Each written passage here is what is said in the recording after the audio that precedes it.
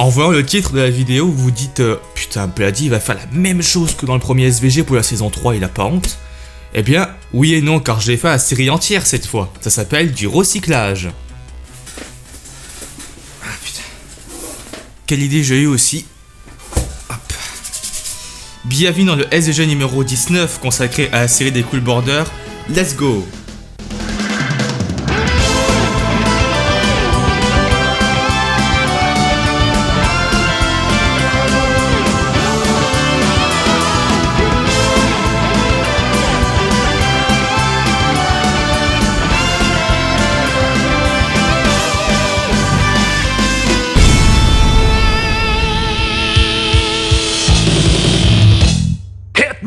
Cool Border est une série de jeux vidéo de snowboard sortie de 1996 à 2001 en arcade sur PS1, PS2 et Dreamcast. Il s'agit d'une série de jeux qui a été développée par Web Systems et par Idle Minds. Ce changement inopiné de développeur sera le point clé de l'histoire de cette série. Le premier Cool Border est sorti sur PS1 le 30 août 1996 au Japon et en janvier 1997 en Europe. Aujourd'hui, il ne suscite pas beaucoup d'intérêt car il a seulement 3 pistes et aucun mode compétition, le fun avant tout quoi. Néanmoins, on reconnaîtra directement le style de la série avec une voix off délirante qui vous encourage de perdre. Au menu, 3 pistes, avec 12 planches de surf, 8 combinaisons et 2 personnages de sexe différents au total. Le maniement du personnage est très simple d'accès, la touche X pour sauter et la touche carré pour mettre la planche de travers, pratique pour les virages serrés, et des combinaisons de touches simples jouant sur les boutons L et R pour faire des figures et sur les boutons de direction pour faire des spins.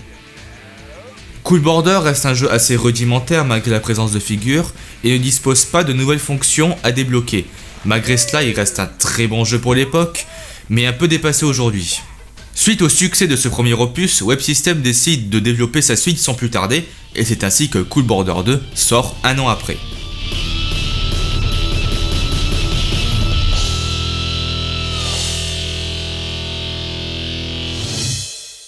Alors, ce jeu reprend les mêmes codes, mais en plus amélioré. Il y a beaucoup plus de pistes et sont assez variées, comme la descente sur un petit village en passant sur une route, ou sur la montagne en pleine tempête de neige, et elle dispose le plus souvent de raccourcis. Au menu, 4 personnages disponibles dont 3 à débloquer, 10 pistes au total et 6 planches de surf réparties dans 3 types, dans 3 catégories. Ce qu'il y a en plus, c'est pratiquement tout ce qui manquait au premier, dont voici quelques détails. Le mode compétition qui est le point central du jeu auquel vous devez concourir sur plusieurs pistes avec des autres surfeurs, le but étant d'arriver au moins premier sur le classement. A chaque début de nouvelle course se loge le mode Big Air. Le but est de faire des figures afin d'engranger un max de points pour commencer dans une position confortable. Comme je l'ai déjà dit dans le SVG numéro 1, appuyer sur tous les boutons fonctionne, mais c'est au bonheur la chance et c'est surtout complètement bourrin. Après cette épreuve, et selon votre score, vous commencez une course de surf classique.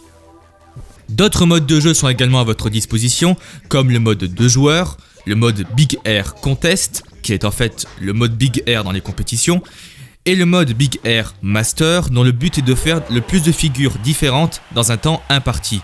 Il y a également un halfpipe, un mode entraînement et même une fonction pour créer son surf. Vous l'avez compris, Cool Border 2 est riche en nouveautés et rencontrera un vif succès. Je peux que vous conseiller son achat.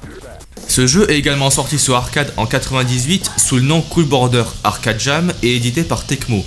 C'est pratiquement le même jeu, mais avec le T-Boost, une sorte de nitro, et moins de pistes.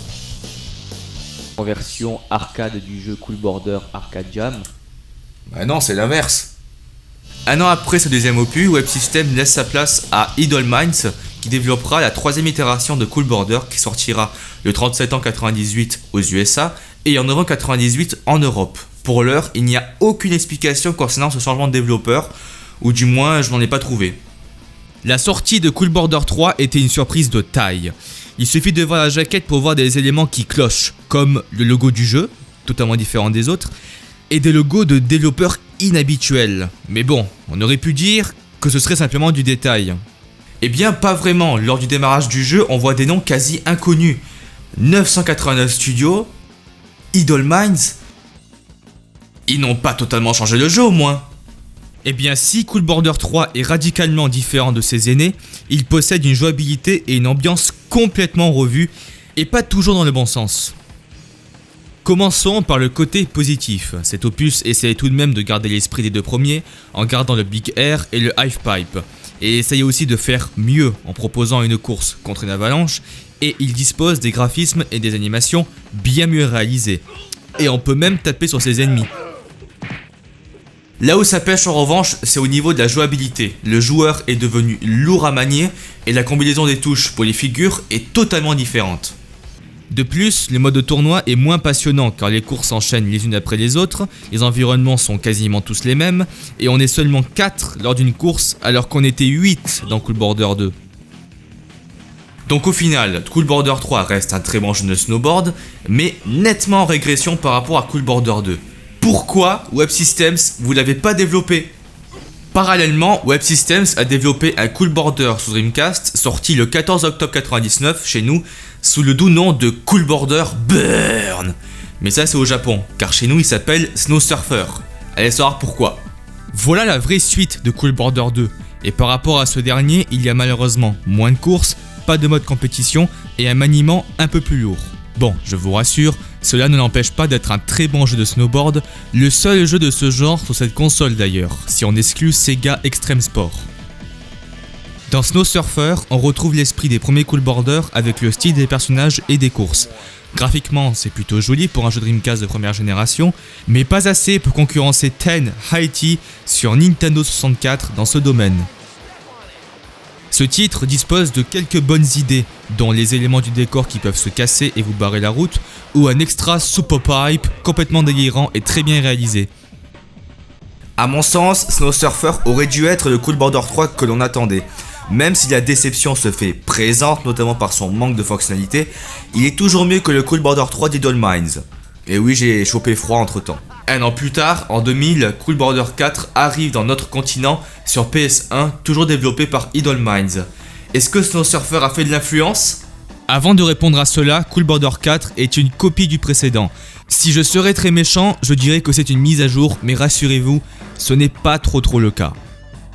Comparé à Cool Border 3, Idle Minds a essayé de faire renaître encore plus l'esprit des Cool Border d'antan. La compétition, toujours répétitive, contient de toutes nouvelles épreuves. Une avec uniquement de la poudreuse et où il faut éviter les trous, et je n'ai jamais réussi. Une autre où il faut détruire tous les snowman, personnages cachés bien connus de la licence Cool Border. Et la dernière, celle où il faut passer toutes les portes et éviter les extraterrestres. C'est sans aucun doute la meilleure et la plus délirante piste du jeu. On retrouve aussi plus de personnages dans les surfeurs pros qui prêtent leur nom, il y a plus de courses qu'auparavant, et on peut même choisir la France.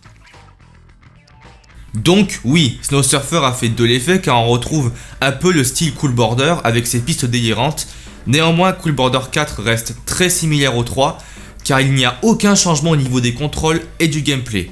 Dommage. Un Cool Border est également sorti sur la Neo Geo Pocket Color et il se nomme tout simplement Cool Border Pocket.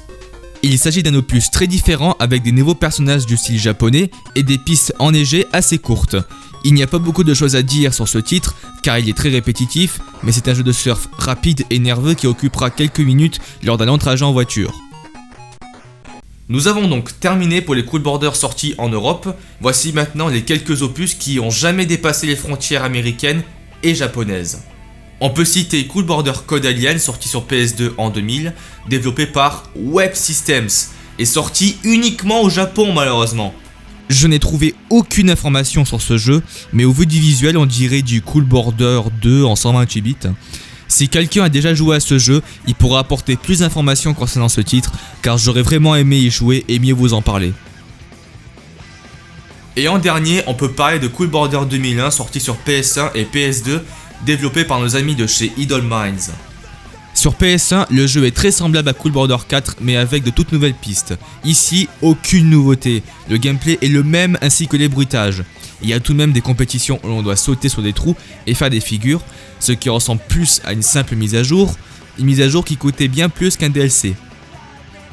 Sur PS2 en revanche, le jeu a l'air totalement différent de la version PS1 et se rapproche plus de Snow Surfer ou même de Code Alien. En résumé, la série des Cool Borders possède une histoire intéressante. Entre changement de développeur et de nom, elle demeure pas mal de rebondissements. Par la suite, Web Systems est officiellement déclaré en faillite le 9 juillet 2001 et la marque disparaît. Alors qu'ils étaient en train de développer Shaun Palmer's Pro Snowboarder, ce dernier sortira avec la mention Neversoft comme développeur et aucune référence à Web n'y est faite, ce qui est bien salaud tout de même. D'ailleurs, j'en ai chié pour mettre l'article sur Wikipédia France. De son côté, Idle Minds est toujours là et a développé Pain ainsi que Ratchet & Clank Collection. C'est ainsi que le SVG se termine, merci de l'avoir suivi. Je vous retrouve prochainement pour un nouveau numéro. D'ici là, vous pouvez donner votre avis sur le nouvel habillage de l'émission. Au revoir et merci.